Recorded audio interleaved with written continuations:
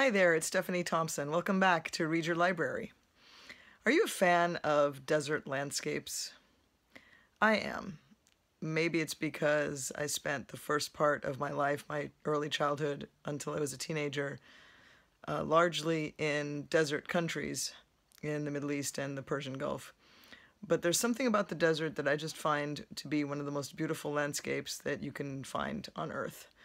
And the next book on my shelf of Middle East and Arabia themed books is one of my very favorite books because it was written by someone who feels the same way.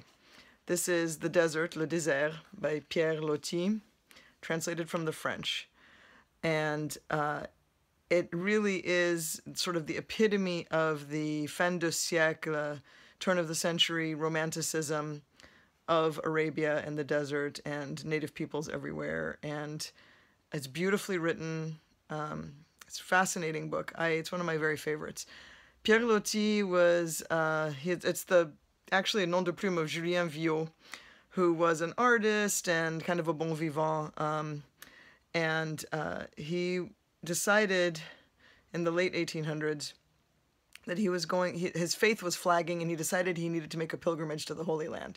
But instead of just getting on a boat from France and going there, he decided he should go overland from Cairo. So he thought that the suffering that this would induce would bring him closer to God and an understanding of God and the Holy Land and what it represented. But you have to keep in mind that his idea of suffering at the time, he left with two friends, one of which was the Duc de Talleyrand Périgord and the other Léo Témez, who was casually known as the Handsome One. And their idea of suffering was, and I quote, 20 camels loaded with food, tents, Persian rugs, furniture, and servants. So, not so much on the ascetic side, but still, it was a challenging voyage, and it's basically kept in a series of diary entries.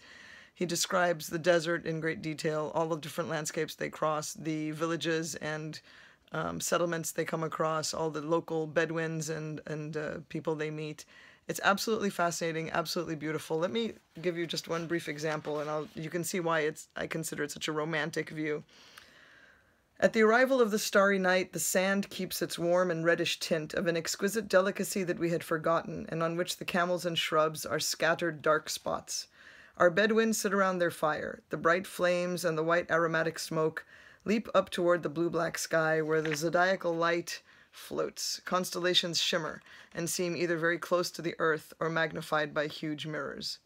Then, in the seated groups, a musette begins to moan, and a ragged, almost silent chorus joins in. Timeless music of the same kind made by the earliest shepherds. Music that trembles, hesitant and fragile, in a staggering silence. This is exactly what you want when you're hiking through the Middle Eastern desert. And he finds it and describes it beautifully. It's a quick read. It's, as I say, very romantic, very beautiful writing. I recommend it. I would like to track it down and read it in the original French, but this is the English translation, which I think was released, they said, somewhere around 1950. The book itself was from 1895. Pierre Loti, Le Désert. I recommend it. Thanks for listening, and I'll see you next time on Read Your Library.